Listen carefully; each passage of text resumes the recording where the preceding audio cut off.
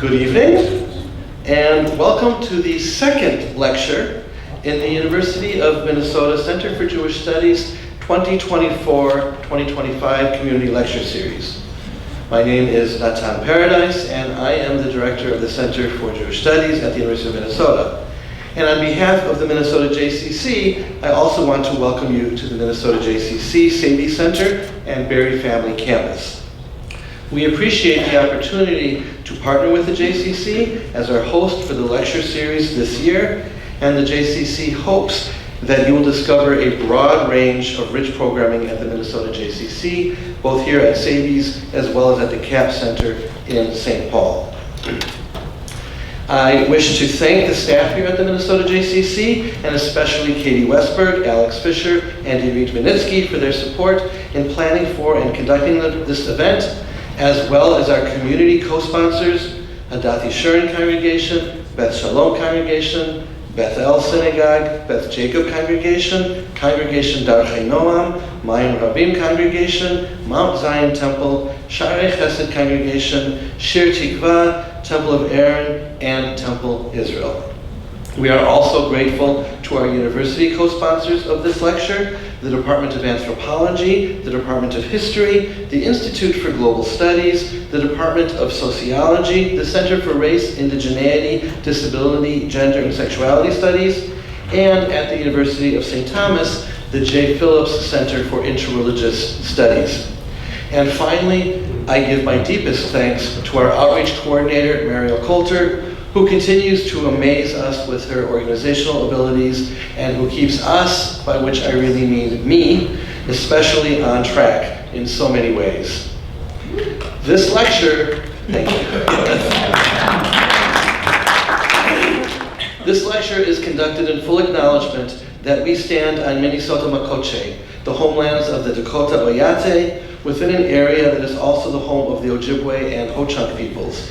And this acknowledgement is made in the awareness that while sitting on this land, complicating our understanding of Jewish identity, it is appropriate to both acknowledge and commit to learning about the histories, cultures, practices, and identities of the indigenous peoples of America, and about their ongoing attachment to and struggle for sovereignty in their lands, and the preservation of their identities. 21 years ago, the Center for Jewish Studies established the Community Lecture Series in order to bring to campus and to the local community some of our most exciting researchers from the full range of scholarship in the field of Jewish studies, with the goal of fulfilling the educational mission of the Center for Jewish Studies as broadly as possible. Those of you who are our regulars or who attended our last lecture as first-timers, welcome back. And I'm equally pleased to welcome some of you for the first time. This lecture is being recorded, so if you know of people who could not make it or who do not yet feel comfortable attending in person, please let them know that this lecture will show up on our YouTube channel within a week or so. Our series this year is dedicated to the memory of Miriam Sigal, Zichrona Livracha, who for years made our lectures possible through a generous donation in memory of her parents, Julia Kay and Harold Sigal. Without Miriam's support, many of the center's activities would be greatly restricted, and we are incredibly grateful. If you too would like to support the center's activities, ensuring the growth and continued vitality of the Center for Jewish Studies, you can visit our website to make a donation, or you may contact me or speak with me after the lecture. This lecture series is part of the Center's investment in the community, and we invite you to invest in us as well. This year, the series is entirely devoted to questions about Jewish identity. Who, what, where, how? As I acknowledged last time, it has been a hard year, one that has provoked all of us to both struggle and reflection. And this series is designed to enter that uncomfortable space we are all inhabiting and use that discomfort as a productive opportunity to ask hard questions of ourselves and of others. Expect this series to confirm some of your beliefs and to deeply challenge others. As I cautioned last time, and some of you after the lecture discovered I was right, you can expect that your experience of each lecture may not be the same as the person sitting next to you. talk to each other about that. We offer this series respectfully and hope you will respond in kind, joining us in that confidence the earliest rabbis shared and preserved for future generations in the Talmud, that vigorous debate is a creative source of resiliency and of survival. It is in that spirit that I welcome you to tonight's lecture, Jewish Identity, Genetics, and Indigeneity, Remapping Jewish Histories and Futures by Dr. Noah Tamarkin. Noah Tamarkin is an associate professor of anthropology and science and technology studies at Cornell University and a research associate at the Wits Institute for Social and Economic Research at the University of Witwatersrand in Johannesburg, South Africa. His book, Genetic Afterlives, Black Jewish Indigeneity in South Africa, out with Duke University Press in 2020, received the 2022 Jordan Schnitzer Prize in Social Science, Anthropology, and Folklore from the Association for Jewish Studies, and the 2022 Honorable Mention for the Diana Forsyth Prize from the American Anthropological Association's Committee for the Anthropology of Science, Technology, and Computing, Society for the Anthropology of Work, and General Anthropology Division. His current ethnographic research examines the introduction and implementation of South Africa's National Forensic DNA Database, the forensic genetics networks that it has fostered, and the implications for post-apartheid South African and global politics of surveillance statecraft, human rights, and systems that prioritize punishment and isolation. If you want to add a new word for your vocabulary, that last item would be carcerality. His next project considers trans health as experimental practice through which bodies and expertise are reconfigured. At Cornell, he teaches courses that explore race and religion, borders and belonging, policing, carcerality and abolition, biology and society, and the temporality of genetics. Please join me in welcoming Noah Tamarkin.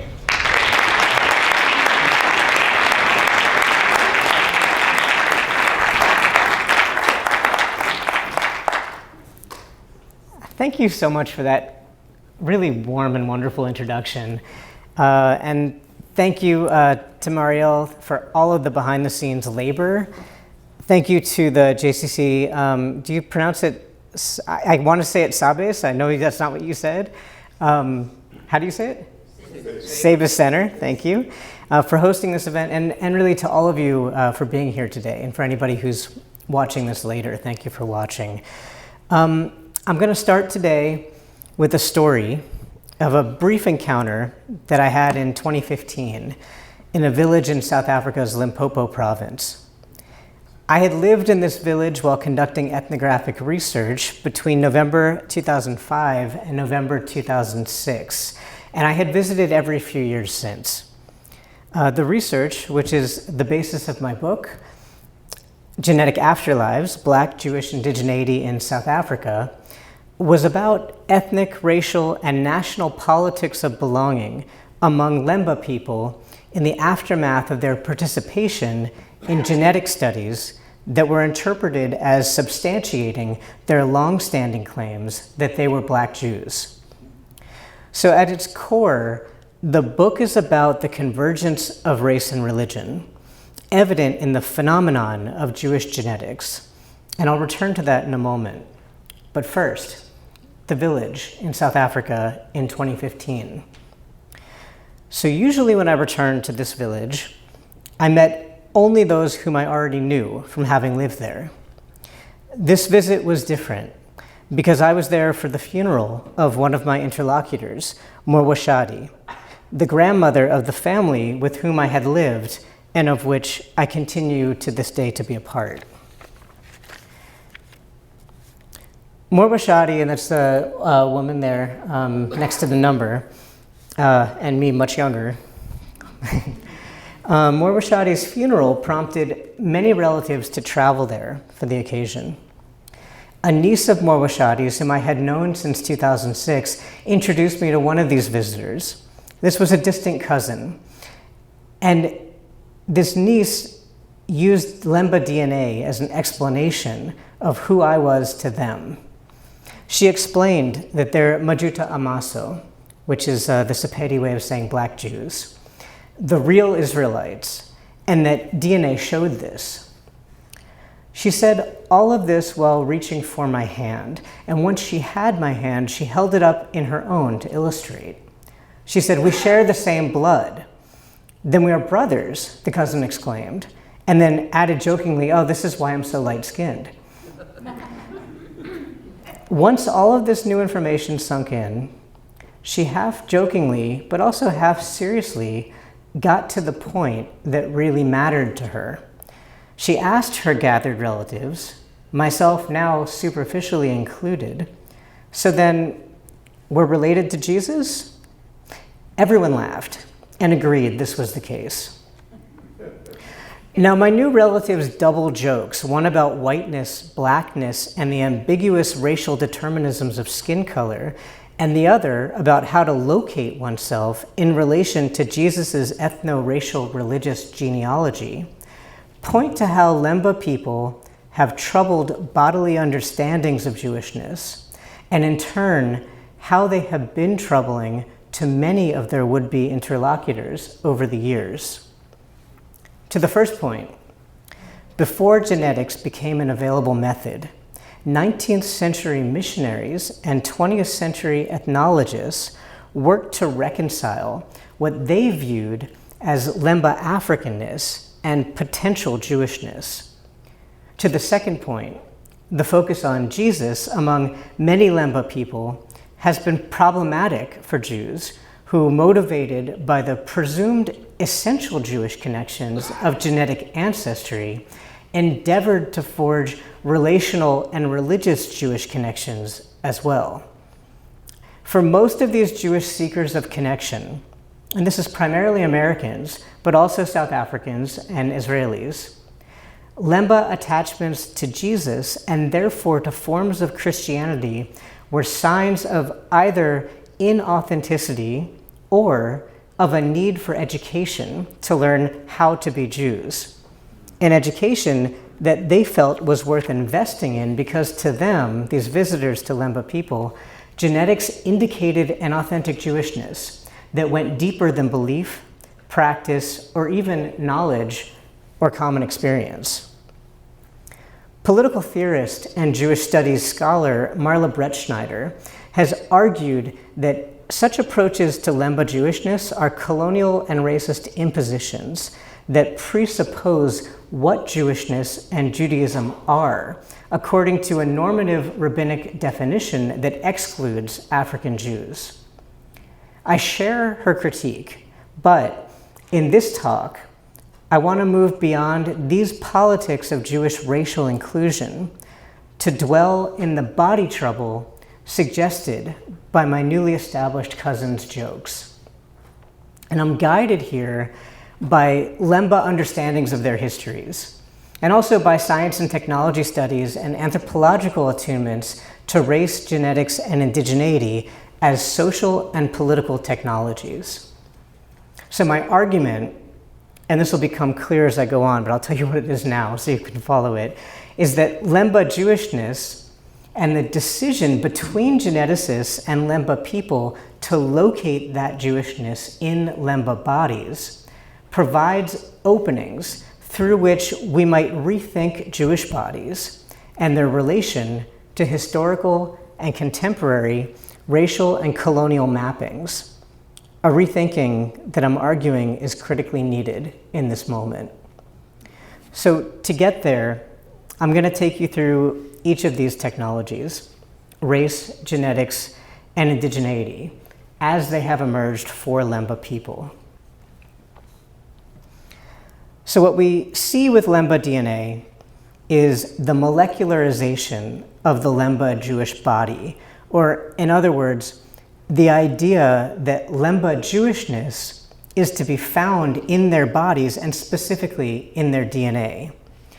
This molecularization of the Lemba Jewish body must be understood in relation to a different kind of idea of bodies, the figure of the Jew as Semite, and to how Lemba bodily difference has been visually linked to Lemba origins, and also to the idea that Lemba origins necessarily constitute a puzzle that needs to be solved. So there's two points that I want to make here. The first is that we should read the puzzle of Lemba origins as a problem actually of overlapping racialization and disrupted racial mapping, rather than a question about history, which is how it tends to be presented. The second, which I'll elaborate in a moment, is that we can read visual representations of the Lemba origin puzzle as a space through which ambiguous ideas about race were elaborated. So, writing in 1908, Swiss missionary ethnologist and naturalist Henry A. Junod had this to say: "The strangest phenomenon is the presence of the Balemba in Spelonken and Salati districts, a Bantu tribe scattered amongst the Basutu and Batonga of those parts, exactly as the Jews amongst European nations, living and thriving by means of industry, moreover, bearing strong Semitic characteristics. Is it not enough to awaken the interest of the ethnologist and to puzzle him greatly?" Writing in 2000, so not so long ago, Tudor Parfit echoed Junod's puzzlement, as well as his excitement about the possibility of solving it by the methods available to him. Describing the Spurtle and Jenkins study, which I'll get to in a moment, he writes, "Unknown to me, in the later stages of my work, a fellow Welshman, Professor Trevor Jenkins, had the idea of trying to solve the mystery of the origin of the Lemba by collecting genetic material from the tribe." End quote. Going on to describe his own collaboration with geneticists, Parfit explains, again I'm quoting, "It was clear to me that the tantalizing results produced by Jenkins' research left a number of questions unanswered. To say that the Lemba had Semitic genes did not solve the riddle of their religious origin. So we discussed whether genetics could help us determine what religion the Lemba had traditionally practiced." End quote. So as Parfit unselfconsciously demonstrates, genetic inquiries into Lemba origins were just the most recent iteration of similar questions that had been asked for more than a century by those who aimed to define groups of Africans in terms of racial, religious, and tribal categories, and to sort these groups out from one another. We must therefore go a bit deeper into the contexts and motivations of these earlier iterations of the Lemba as puzzling. So in the 19th and early 20th centuries, Christian missionaries and ethnologists like Junod concerned themselves with questions about whether the Lemba, given their observed cultural and religious features like circumcision and restrictions against eating pig, were really native Africans, Muslims, or Jews, and they speculated about Lemba origins outside of Africa. So as one ethnologist named Hugh State put it in the early 1930s, what interested him about the Lemba was, quote, their non-Bantu qualities and the problem of their origin. So if it's not already clear in how I'm emphasizing the various quotes here, these were racial conundrums. In the 19th century, the figure of the Semite encompassed both Muslims and Jews, who together as religious, racial, and political others constituted the borders of what it meant to be European. And that's coming from Gil Anajar's work. But at the same time, the figure of the Black African had consolidated a continentally defined racial order that mapped people onto a hierarchical scale of civilization. So in that sense, Semites were now understood as a subgroup of, quote, Caucasoids, and therefore totally distinct from Africans, who were now understood as, quote, Negroids. The Lemba disrupted these turn-of-the-century racial orders because they appeared to have features of each. As State had put it, their non-Bantu qualities pointed to a problem of their origins. So these missionary and ethnological concerns with racial and religious classifications coincided with an extended projects of colonial administration that sought to govern through racial classification and ethnic mapping. The puzzle of Lemba origins, then, in both its early and its late 20th century iterations, is not a historical question.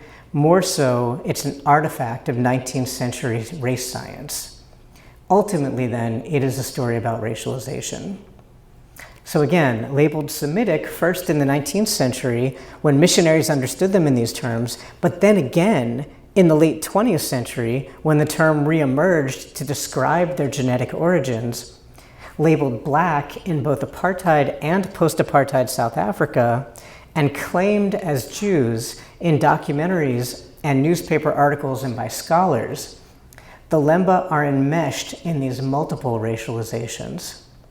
And what I want to suggest is that 20th century Lemba genetics is deeply infused with 19th century colonial inflected imperatives to establish racial classification as the foundational ordering of the human world, and to resolve challenges to this racial ordering posed by people out of place.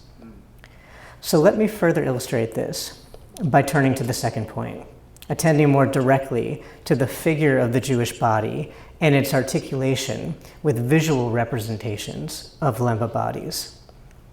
Before Parfit, who's produced multiple books and television documentaries about Lemba origins, genetics, and Jewishness, the person who wrote the most about the Lemba was Nicholas van Warmelo, South African state ethnologist from 1930 throughout much of the apartheid era until he retired in 1969. Now, a key part of Van Warmelo's work was to separate, describe, and classify South Africa's native people to facilitate colonial rule. And he wrote a number of texts specifically dedicated to sorting South African tribal types and matching each one to a place on South Africa's map. And these are the places that eventually became the Bantustan homelands of apartheid. But the text that I'm interested in here, it's one that he wrote in 1940, and it was primarily a compilation of vernacular history rather than primarily a cataloging of native types. His introduction was brief, but it emphasized the visual. He writes that the Lemba have been, quote, called the Jews of Africa, and that they, quote, certainly more closely resemble them than any other native people in Africa. His evidence? He writes, the illustrations in Frobenius's article and the photograph reproduced here will bear this out. Frobenius, born in Berlin in 1873, is best known for his critiques of the West and Eurocentric history, and his theories of African civilizational achievement that inspired Black intellectuals like Leopold Senghor and W.E.B. Du Bois. But here, his illustrations of Waremba types more clearly evokes the kinds of anti-Semitic caricatures that Sander Gilman reproduces in his foundational book, The Jew's Body, seeming also to provide visual confirmation of the essential Blackness and therefore racial impurity of the Jew. Van Warmelo's reference to Frobenius's drawings and his decision to rather include typological photographs for his own visual illustration points to a different orientation to Lemba bodies as Jewish bodies, even as he seems to have made every attempt to match his photographs to Frobenius's fantasy depictions. You can kind of see the parallel in how he's positioned people's faces.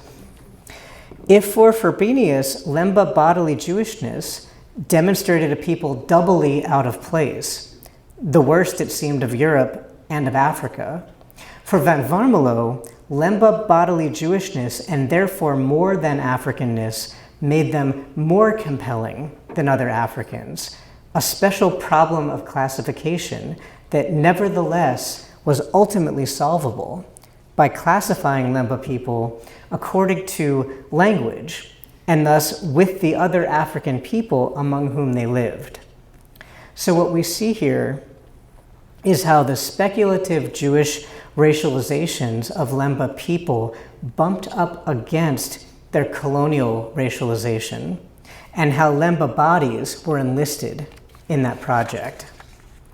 As Gilman illustrated in The Jew's Body, the figure of the Jew has long organized ideas of otherness in Western Europe, particularly in the articulation of race and science in the 19th and 20th centuries.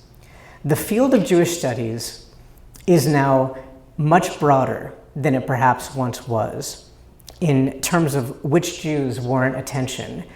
And so it's thankfully not enough of an intervention at this point to make the inclusive move to say that Lemba people too must be accounted for when we speak of Jewishness.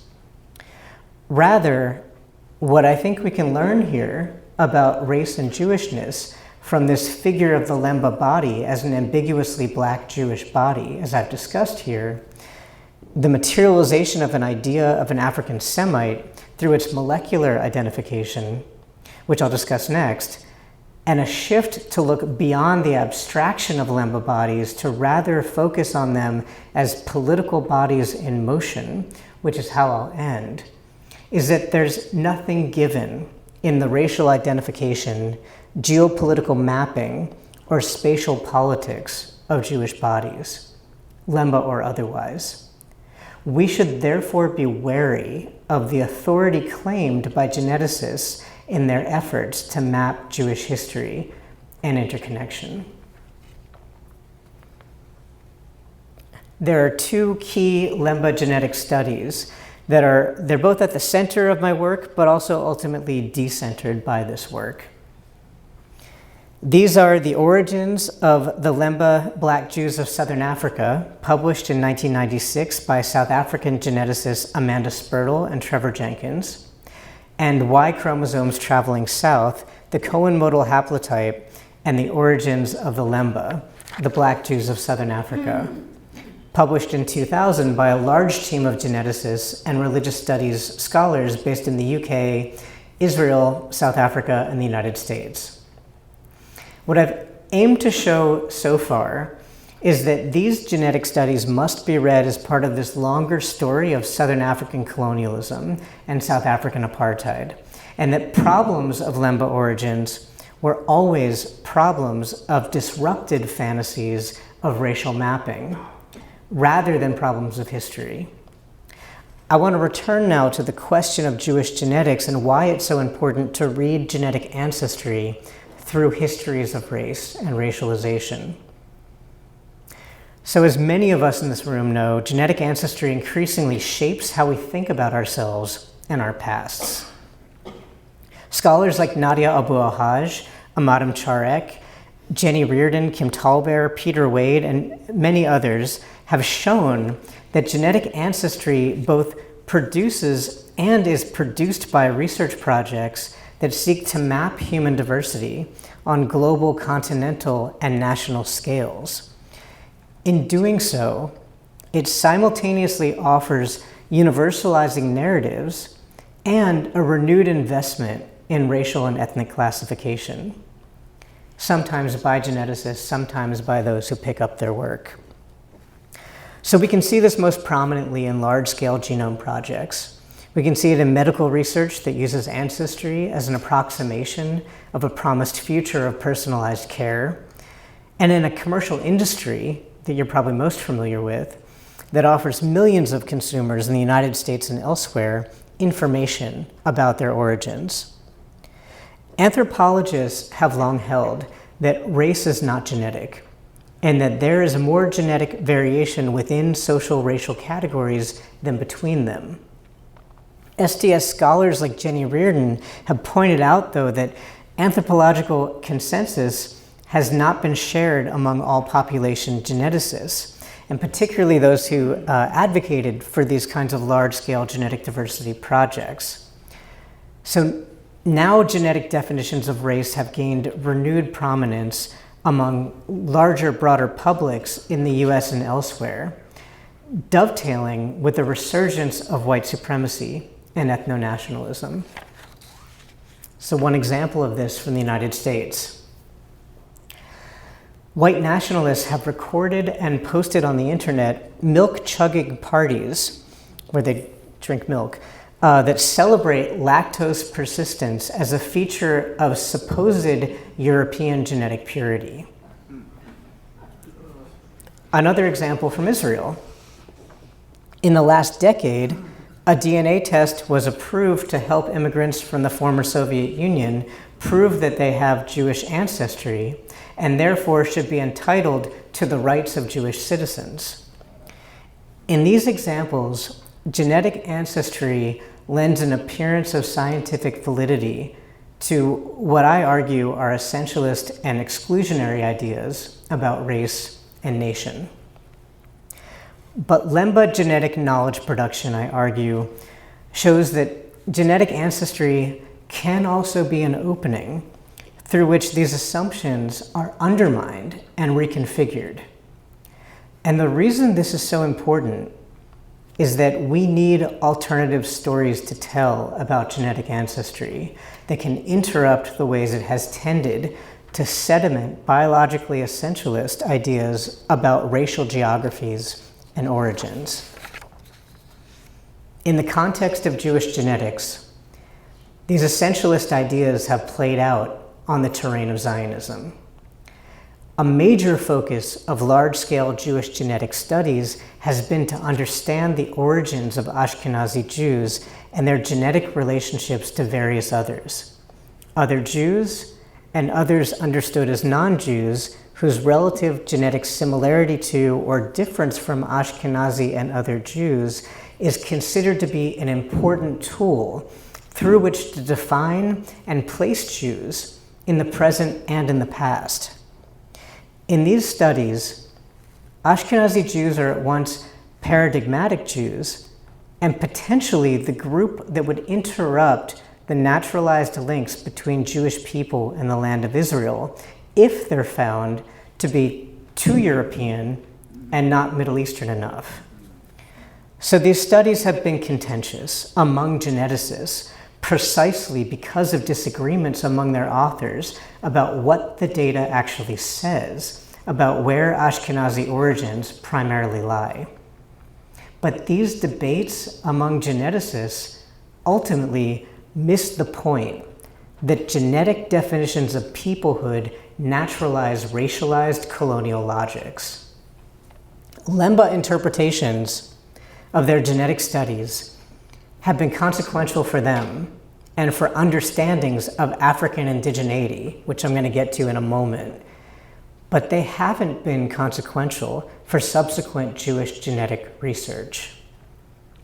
So as this 2013 review article by geneticists Harry Oster and Karl Skorecki illustrates, studies that have, and I'll kind of try to explain a little bit what's going on here, studies that have aimed to characterize Jewish genetic diversity and to map Jewish origins haven't included Lemba DNA among their Jewish comparative samples, and have in fact, these kinds of studies have specifically measured Jewish relatedness against sub-Saharan Africans as a baseline outgroup. In other words, that's sort of at the bottom, you can see the sub-Saharan Africa is the baseline measure through which you can kind of map out relatedness otherwise. So they're kind of explicitly then being defined as other, as out of there. And I point this out because genetic ancestry research is not only shaped by the questions researchers pose and the statistical methodologies through which they investigate their hypotheses, although these two factors are intensely consequential for what kinds of results end up happening. Genetic ancestry research is also just as profoundly shaped by how the so-called populations it seeks to account for are defined and named.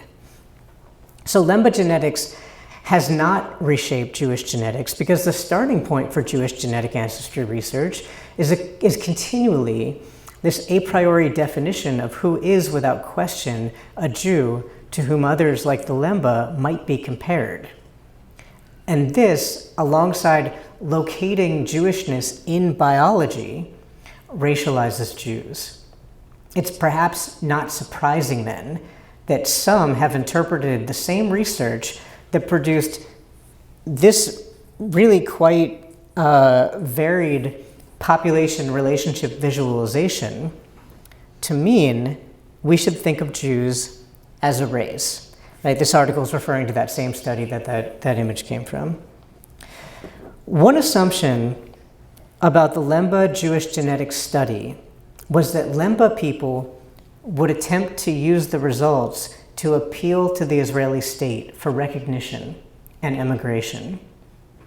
But Lemba leaders instead interpreted these studies as proof not only of their distinct ethnic existence in South Africa, which was significant because apartheid policies had not recognized them as such, but also as proof that Jews are African and that Lemba people were therefore indigenous African Jews.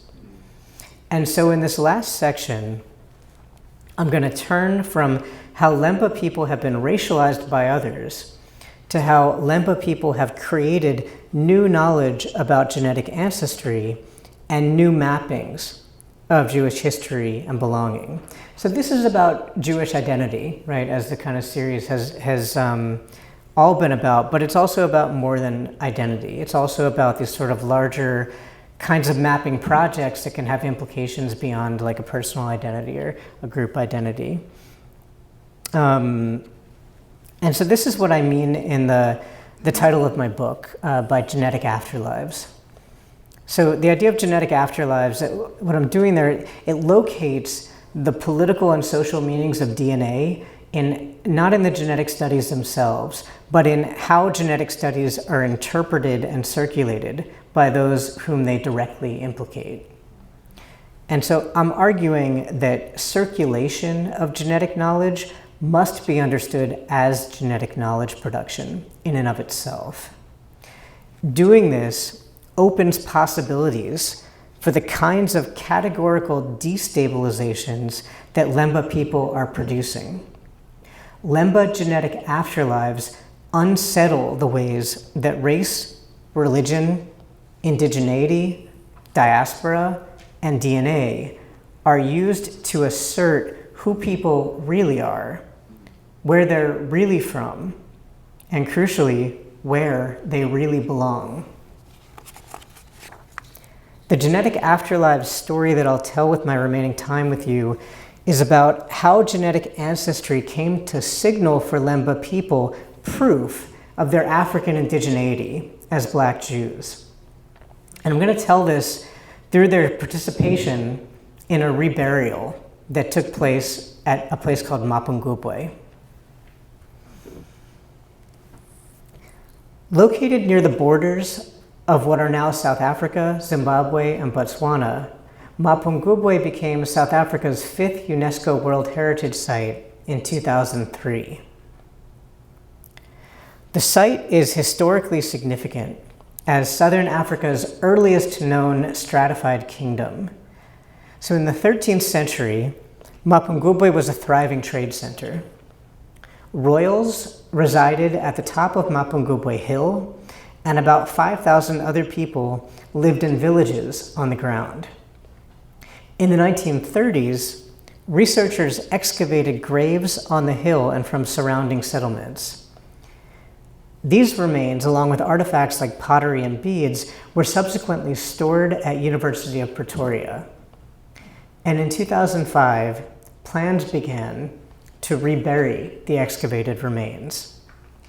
Now, this was at once a project of post-colonial nationalism and a new articulation of indigenous rights. So here it's important to distinguish two distinct kinds of post-colonial African indigenous claims. Those of minority groups who make claims on the state as indigenous peoples, and those of the state itself as indigenous vis-a-vis colonial rule. The Mapungubwe reburial facilitated both of these kinds of claims. As a state indigeneity project, the Mapungubwe remains recalled the pre-colonial past of a thriving African kingdom, and so the reburial as an event evoked the powerful legacy of indigenous African leadership and projected it into the present and into the future.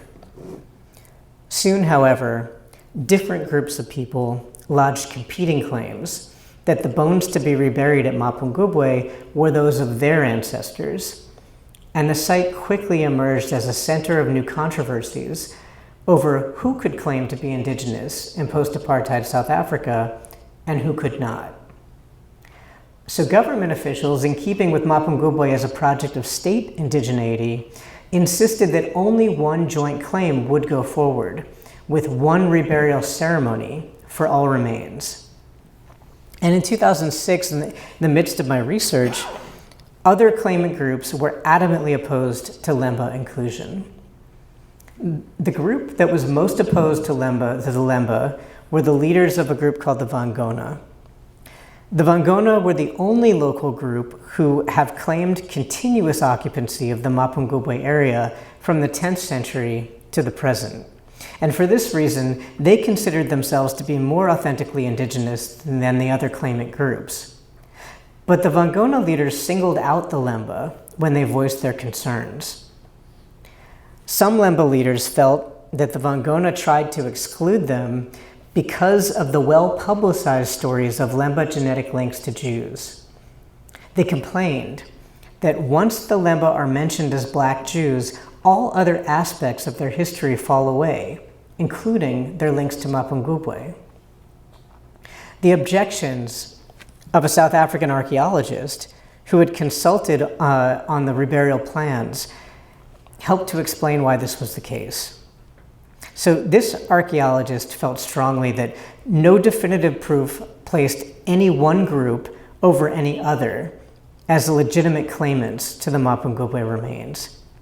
Nevertheless, he was wary that Lemba inclusion in the reburial could be used to claim that the site was not actually an African kingdom at all, but rather that it resulted from a pre-colonial non-African presence. A claim that had circulated about the related 15th century trading kingdom, Great Zimbabwe, from the time of its discovery in the 19th century. The Lemba became part of the Great Zimbabwe controversies in the 1960s. In 1967, the pro-apartheid journal Mankind Quarterly published an article that used two aspects of Lemba oral history, one that they came from Judea, and two, that they were part of the Great Zimbabwe Kingdom, as new evidence that the site was not built by Africans.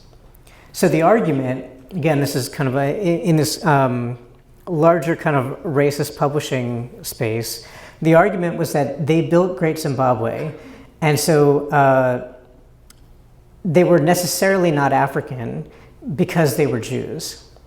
So they couldn't be both.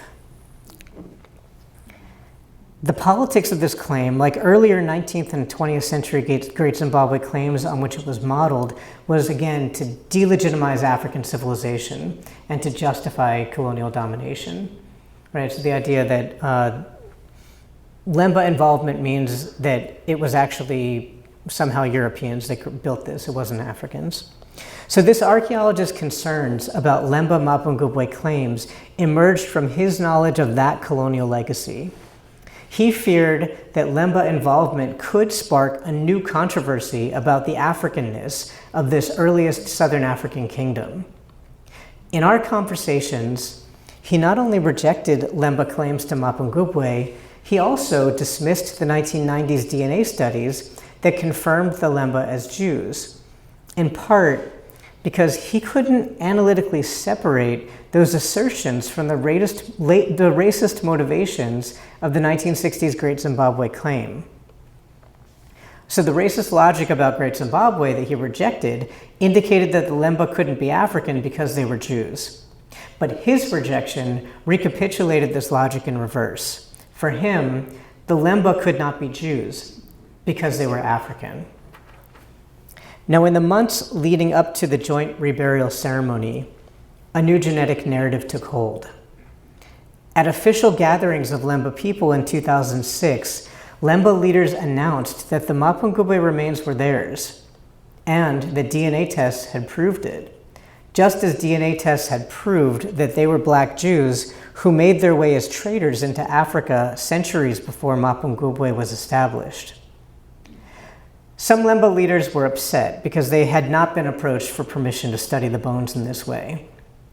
Nevertheless, they embraced the study, as they had the earlier ones, that they had authorized because it aligned with what they knew about their history, and it provided evidence that could convince others who had called that history into question. Together, the two DNA tests proved to Lemba people that it was not a contradiction to be both Jews and Africans. Later that year, we all learned something surprising. No DNA tests had in fact been done. In the book Speaking with Vampires, Louise White argues that rather than a misrecognition, rumor is an especially valuable form of historical evidence. The Mapungubwe DNA rumors need to be read in the same spirit.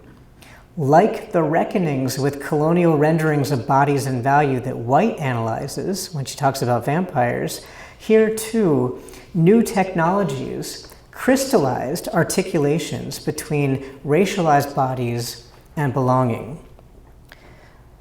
Now, in 2007, the Mapungubwe burial ceremony took place, with all claimant groups present as planned, including the Lemba. And in 2013, I participated in another Lemba return to Mapungubwe, this time with two members of the Lemba Cultural Association, President MJ Mungulwa and Ishe Siddiqui. And this picture shows the three of us on that visit with Mapungubwe Hill in the background. You can see it kind of rises up from a plain, so it's a very kind of striking place to have settled, and you can kind of imagine a stratified situation there. During the hours-long drive to the site, Mungulwa, who's by the car there, explained to me that in spite of the recognition that the joint claim afforded to Lemba people, they continued to face opposition. There were still some among the other successful claimants who opposed ongoing Lemba inclusion in decisions, such as whether a proposed coal mine should be allowed to operate or if it should be denied permission because of potential environmental impact. Mungulwa told me, quote, "They are all claiming that they're indigenous to that place, but when they say that, they say the Lemba's not indigenous to that place, but they've got no proof," end quote. Proof, though, turns out, was in the DNA after all. As the car approached the Mapungubwe Park entrance, Mungulwa praised the University of Pretoria for having dug up and stored the bones. And I was confused. I thought the whole point of the reburial was to make right the injustice that had been done by disturbing the graves in the first place. But Mungulwa explained that what they did was good because it helped to know who the bones belonged to.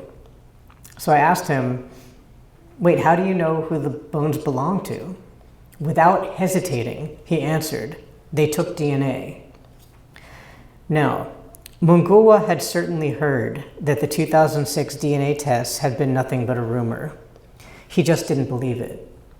His theory was that the university knew all along whose bones they had, but they combined them intentionally and denied the veracity of the test to prevent arguments among claimant groups, thus subverting claims on the state in the name of indigenous groups in favor of an undifferentiated state indigeneity. So there are three lessons to be learned from the phantom Lemba Mapungubwe DNA. First, Lemba people generated genetic meaning from tests that did not take place. This makes clear that any analysis of what DNA means cannot be limited to geneticists' work. Second, DNA, whether real or rumored, operated as a mechanism through which to bring together foreignness and Africanness, blood and bones, difference and belonging. For Lemba people in particular, then, DNA made a critical contribution to the work that their ethnic difference would do. And third, despite the expansiveness of a Lemba embrace of indigeneity, imagining genetic evidence also considerably narrowed what it would mean to be indigenous to Mapungubwe, such that DNA might substantiate the claims of some, but show others that they do not belong to that place at all. So the belief that the Lemba bones had been DNA tested and proved to belong to their ancestors dovetailed perfectly with earlier experiences of the Jewish DNA studies that had given the Lemba transnational legitimacy when they were denied recognition by the South African state. So I mentioned that first study was published in 1996, but the samples were taken in the 1980s, before the end of apartheid. The sign of absolute proof was DNA, and the Mapungubwe DNA proved that they were indigenous Africans. It did not actually matter that the tests were never conducted. As a site where DNA continues to matter, not just as scientific research, but also as rumor, Mapungubwe underscores the importance of genetic afterlives. Mapungubwe reminds us that genetic ancestry exceeds scientific meaning and intent, even while ultimately lending scientific credibility as it circulates. Genetic afterlives are necessarily unfinished, always newly becoming. They expand the repertoire of what DNA tells us about bodies and belonging, offering a means to chip away at absolutist and essentialist readings of genetic ancestry and its application to exclusionary nationalist projects. Lemba genetic knowledge production has reconfigured belonging and disrupted genetic ancestry's mappings. Once abstracted in genetic ancestry studies into a population that might be Jewish or might be African, Lemba people have asserted that these same studies affirmed their knowledge that their ancestors were and that they remain Black Jews, indigenous to Africa and aligned with other Jews and Hebrews all over the world through bonds of potential mutual learning and solidarity. Lemba genetic afterlives suggest a promise of diasporic visions uninterested in singular notions of a homeland and ideals of return, and an embrace of a form of indigeneity not predicated on autochthony, or the idea of belonging in which the past and present collide through the continuous presence in a place by those whose origins are there. Lemba genetic knowledge production has reconfigured belonging and disrupted genetic ancestry's mappings. In their hands, genetic ancestry promises openings through which to challenge racial and ethno-national boundaries. By looking at Lemba genetic knowledge production, we can see that former research subjects can powerfully reconfigure dominant understandings of race and nation. But their ability to bring about categorical and conceptual shifts is highly contingent, not least on how well they align with, or alternatively, how profoundly they disrupt state projects and scientific epistemologies, right? So there's power here, but it's not without constraints. Lemba people were ultimately included in the Mapungubwe project because it was post-colonial state indigeneity that was actually at stake. And so here it becomes necessary to turn to another manifestation of genetic afterlives and another mapping of Jewish indigeneity, ones that are likely to be more familiar here than the critical remappings that Lemba people engaged in. Lemba people are not the only people who are implicated in Jewish genetics. South Africa, as a post-apartheid state, has led the charge at the International Court of Justice that Israel is committing genocide against Palestinians. But there's a counter-narrative that circulates widely, one that links the kinds of deep histories that genetic ancestry research seeks to investigate with blood and soil ethno-nationalism. There are variations, but the common theme is that Israel is only doing what is necessary to survive, and it must survive. The world must stand behind its actions because to do otherwise would result in the destruction of Israel and therefore the destruction of the Jews. Now, some iterations of this Zionist narrative go a step further. They argue that Jews are indigenous to the land of Israel, so their rights to that land are unassailable, while Palestinians have no such rights. Following from these arguments, an increasingly loud and powerful narrative holds that supporting Palestinians or proclaiming anti-Zionism is by definition anti-Semitism. Now, in these narratives, Israel and Jews are interchangeable, a naturalized link between land and people that the existence of Palestinians threatens to disrupt. Both the idea of Jewish genetics and the idea of Jewish indigeneity in the Levant have underwritten these naturalizations of Israel as the place for Jews, and support for a free Palestine, or calling what Israel is doing to Palestinians a genocide, as therefore against Jews by definition. Lemba understandings of indigeneity are crucial to interrupting what I'm arguing is a dangerous narrative. There are 2 points. First, that indigeneity is multiple, and second, that indigeneity is a colonial relation. For the Lemba leaders I learned from, indigeneity is not a single origin. Rather, it's a dynamic process of becoming indigenous through centuries of movement and links to land that have shaped who they are now. In this rendering, one can be indigenous to more than one place, and more than one people can be indigenous to a single place. This understanding of indigenous stands in stark contrast to recent social media posts and other narratives that I've been seeing circulating that position Jewish indigeneity in Israel as both singular and original, thus negating Palestinian links to the land and justifying their dispossession. Because Lemba leaders' understanding of indigeneity leaves open the possibility of legitimate relational claims among different peoples, one might then imagine space for both Palestinian and Jewish indigeneity in Palestine and Israel. However, it's also important to consider that Lemba leaders' understandings of capacious indigeneity in South Africa stop short of including white descendants of colonial settlers as indigenous peoples, even though they too have established links to South African land. And this is because the relationality that foundationally defines indigeneity is that between colonizers and the people whose land they occupied. Indigeneity does not speak to a primordial link between place and people. Rather, it emerged as a political concept and a group identity in the 20th century in response to hundreds of years of colonial oppression. And it became relevant for Lemba people because of their experiences of dispossession under settler colonial rule in South Africa.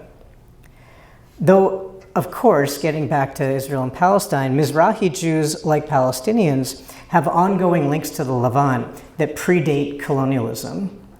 Zionism, as it was once imagined in Europe as a settler colonial project, unmistakably reverberates in the destruction of Gaza that the world has been witnessing, and in the illegal settlements in Palestinian territories that contemporary Israeli settlers have continued to advance. So in closing, I take 2 lessons from Lemba leaders' understandings of Jewish indigeneity. The first is to decenter Israel as the primary Jewish ancestral place, right? For them, Africa is the primary Jewish ancestral place. So it might mean for us, we might center Africa like they do. It also could mean following Daniel Boyarin, for example, decentering both Israel and Jewish indigeneity in favor of diaspora as the constitutive past and the future for Jews everywhere.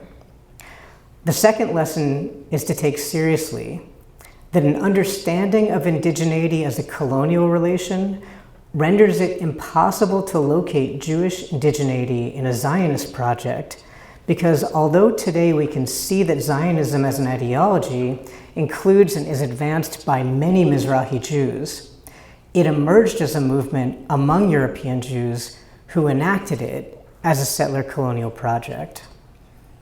So Lemba people show us that there are anti-colonial Jewish alternatives to Zionism. They show us that Jewish genetics can be an opening towards expansive Jewish belonging instead of a belonging predicated on the erasure of Palestine and Palestinians, or a belonging limited to a very specific geopolitical locale. They show us that Jews belong wherever we are, not at the expense of others, but alongside and in solidarity with them. Thank you.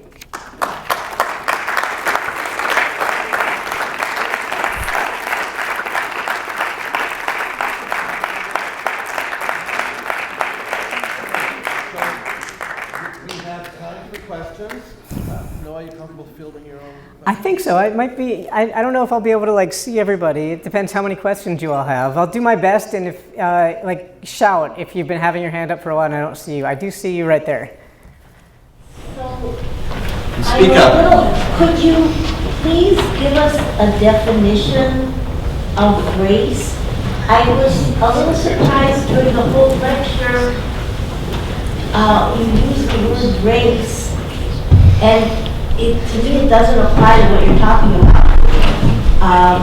I don't understand the use of the word race in your discussion. It just doesn't seem like that's what we know today.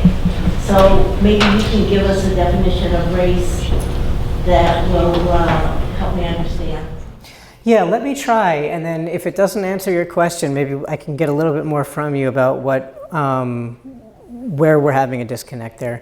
So the way that I'm primarily using the word race, the category race, is a foundational ordering of modernity, right? So the categories, the continentally defined categories that emerged out of like Blumenbach and like 19th century history of science, making essentialist categorizations that there are different kinds of people in the world, right? There are Africans, there are Caucasians, there are Asians, right?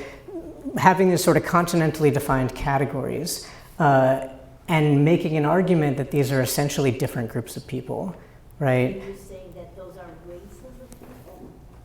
So I'm You think Africans are no. So no, yeah, I see the confusion. No, I'm not saying that at all. No, So I'm saying that the legacies of those 19th century categorizations are very much with us today.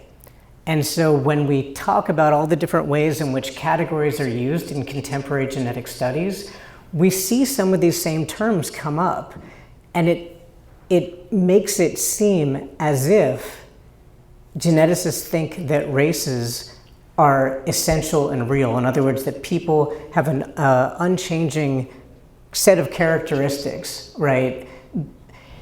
I don't know, to me that doesn't sound like genetics at all, but I don't, as somebody who studied genetics, I just don't understand your model. So part of the arguments that like science and technology studies scholars tend to make about why they see race in contemporary genetics, or why they see contemporary genetics as in a problematic or potentially dangerous way, reinvigorating ideas of race, they're frequently not talking about what the geneticists themselves are necessarily wanting to do or thinking they're doing. And that's why the question of labeling samples becomes really significant for a lot of these scholars, myself included. I don't know if we can go back to slides or not, but if you saw the one slide that declared Jews are a race, right? Now that was not a geneticist speaking. That was a journalist reading a genetic study, and from the different kinds of labels that were used in that study, making this massive leap, like an interpretive leap, to say genetics has proved that Jews are actually a race, right? Now, this is something that, I imagine most of us are probably really concerned about, because when Jews are defined as a race, that has not been good historically. It seems silly today to talk in that fashion. I want to let him answer the question, then we'll go on and we can talk afterwards. Okay. Yeah, well, let's come back to this after we have a couple more questions, because maybe bringing out a couple more questions might make it further clear. But I think the one thing to say before we go to the next question is that there's the work that geneticists do, and there's the work that genetics does as it circulates in the world. The white supremacists who think that being lactose tolerant makes them somehow racially pure and superior, that's not what geneticists who study lactase persistence are doing. That's completely removed. And yet, that is now a narrative that circulates in the world and underwrites white supremacy. So I'm not talking about a causal relationship, I'm not talking about an intentional relationship, I'm talking about to the work that these things do politically once they're out in the world. I don't know if, we can come back to it if that doesn't answer the question. Yes? I was a little confused about what customs among the Lemba people tend to identify them as presumptively Jewish. I was picking them out as you were going along. Yeah. Can you give us kind of an overview?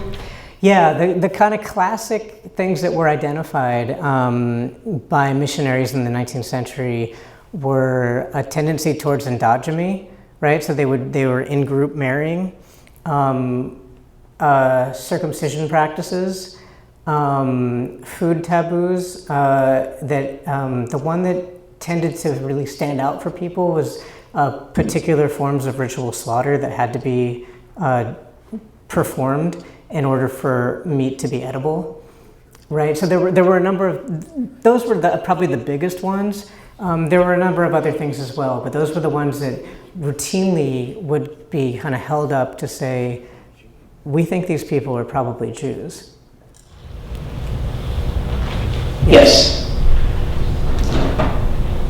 I just want to say it was a terrific presentation. I'm really curious to know what you would make of the political uses of the more contemporary Ancestry.com arguments. Say something about it. Yeah, this is really, really complicated and really troubling, and I think this is one of the places where we see most pronounced distinctions between what genetics researchers do with genetics and what general publics do with genetics. And it becomes much more complicated because we're talking about a commercial industry that is not particularly regulated, whose databases are proprietary, whose algorithms are proprietary. There's no reason to think that any results you get from any of these companies tells you anything significant about yourself. Right, I mean, that's the most important piece of it. If you send your DNA to multiple companies, you will most likely get different results about who you supposedly really are, because what they can spit out is only contingent on what they have in. And what they have in is a secret. So it can't be peer reviewed, it can't be analyzed by others, right? And it's just a massive marketable industry. And you didn't ask about this, but I'll point out, because any of you in the room need to know this, if you have taken a 23andMe ancestry test, if any of your data is on their database, you may want to strongly consider, as soon as possible, getting in touch with them, rescinding your permission to be in the database, and having them delete all of your data, because they are about to go bankrupt, and when they do, their database is for sale to who knows who, for who knows what, and that is your data, and it is identified to you. You signed a consent form. So that's something just to be aware of when we think about data privacy and ramifications. We've put a lot of trust in these private companies, assuming it would be okay. And we don't necessarily really know that that's the case. I think I saw a hand back there first, and then I saw you. I'm wondering, did you present the results of your work to the people with whom you did your field work? And if you did, can you talk about what their responses were? Yeah, thanks for that question. I've kind of presented results of research at a couple of different iterations. I published my first article on this work in 2011. So when I was still, like, the book hadn't come out, like, I was still really kind of actively engaged in research. A lot of the stuff I talked about today that I talk about in the book too hadn't even happened yet, right? And I was terrified because the thing that mattered the most to me was that I wasn't somehow misrepresenting what I had learned from people. They spent so much time, bringing me into, like, their way of seeing the world, their way of understanding things, and so I wanted to do justice to that. And so I was massively relieved that first time that, the response I got was like, yes, you got it, you understood what we were saying to you. The response to the book has been really incredible. One of the things that's been important to me is that I don't ask Lemba people to buy the book. So when I go to South Africa, I'll come with I'll buy them myself. I'll come with like a stack of books, and then give them to usually I'll give them to one person to then distribute them out to different people. But what I have heard from people that has made me feel really good is that I've told a story about them that is different from stories that are out there and that reflects their actual experience of contemporary history and that reflects how they see themselves.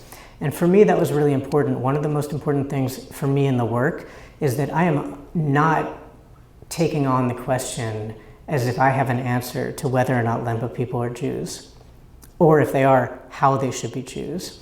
And that for me was an ethical decision I took when I undertook the research, that is not my job. They actually don't need that from me, they don't want that from me.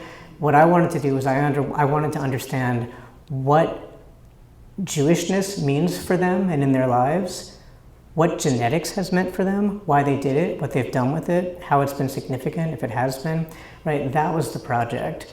And so that's been the reception. And I'm no longer actively engaged in research on this project, but once you're part of people's families from having lived in their houses, you don't really stop being in those relationships. So I don't see every person who I worked with in the project when I go back to South Africa, but there are a few families who I regularly stay with and visit, and there's no extraction from the family at this point. This is now part of my life forever. Yeah, so thank you again. I would concur. I think it was just a phenomenal presentation, so I really appreciate it. And you answered a little bit of the question that I had, which was really about the Lemba people and how do they see themselves, and to what extent are we actually understanding who they are and how they see themselves. But also something that you said that I'm really curious about, which is this issue of how colonialism is, in many ways, creates this kind of need, in some ways, to identify or understand what it means to be indigenous to a particular region. But also, and you didn't say this, but in some ways you alluded to this, and you alluded to it a little bit with the genetics conversation question or two before, which is the issue of economics, and how does economics or the expectation of something that almost becomes a transactional versus cultural expression of who we are or who a particular group is in that relationship. So could you say more about how that looks? Because what seems to be a through line is groups of people will define who they are, but it becomes contentious when we have to start thinking about power and economics and who gets what in the argument. So could you say more about that and how that played out in this question? And then just one last thing, if you just say, because you didn't say it, what is the population of the Lemba people, which I would love to just kind of know. I'll start with that because that's both easy and hard, which is to say that it links back to the first part of your question. Part of why genetics was appealing for Lemba people and why indigeneity then became an important category for them is because in colonial and apartheid South Africa, where rights to all kinds of things, where you could live, what your citizenship was going to be, everything for Black South Africans became tribally defined. So they became definitionally tribal people. And their tribal identity, then later called ethnic identity, was supposedly the kind of core thing of who they were. Lemba was never a recognized category, largely because there was no Lemba language, right? So they kind of assumed this idea of like language and people, and that's how you define who is who. It does not work. All of these have been reifications. There's lots of fantastic historical work throughout the African continent on this question. But for that reason, because they weren't recognized, they weren't counted, right? So there are some, like Van Farnbelo does have sort of like estimates based on not clear what exactly. The main thing he was showing was there's fewer of them than there are the other groups, right? To this day, there's not really internally or externally an accounting.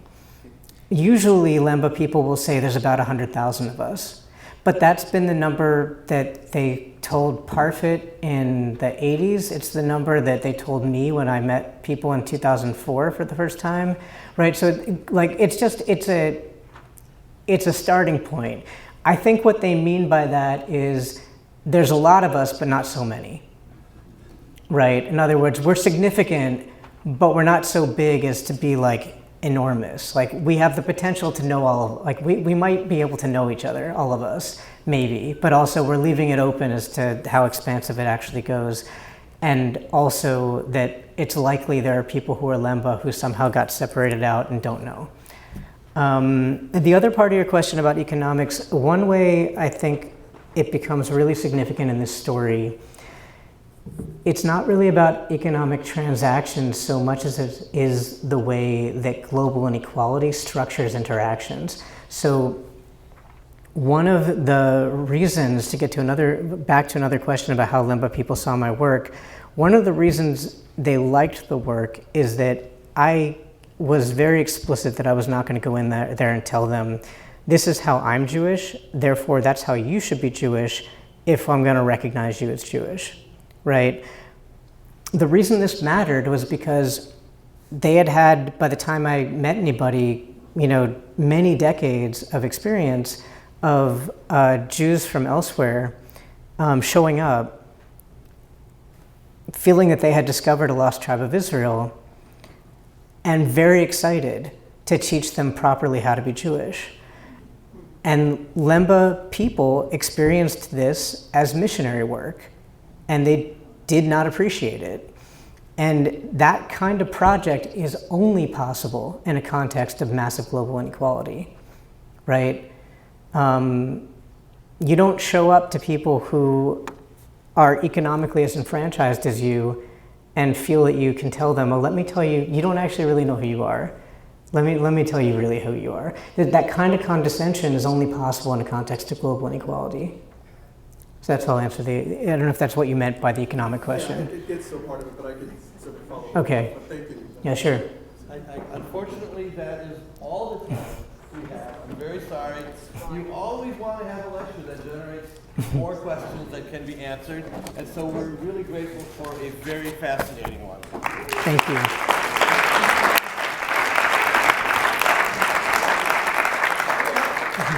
Thank you all again. I really appreciate it. If you would like to hear more of Dr. Tamarkin's analysis, you are invited to join us on campus tomorrow at noon to hear him speak about revisiting Jewish genetics Forensic Diplomacy and the Israeli Genetic Parsing of Race, Ethnicity, Religion, and Citizenship. You can find details about that lecture on the Center for Jewish Studies website, and registration for that is not required.